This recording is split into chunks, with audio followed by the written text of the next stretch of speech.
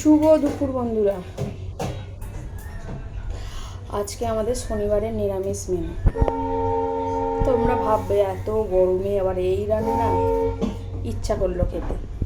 আমি তো ভিডিওতে বলেইছিলাম যেটা ইচ্ছা করে, আমি গরম শীত গ্রীষ্ম দেখি না, খিদে পেলে ইচ্ছা করলেই খাই।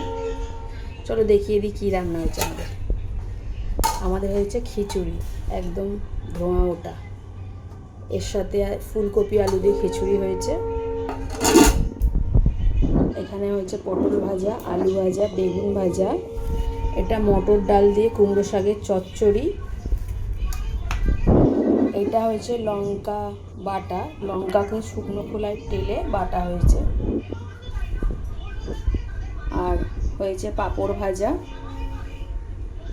আর এটা ইচির আর মিল্কির পেঁপে আর কুমড়ো সিদ্ধ।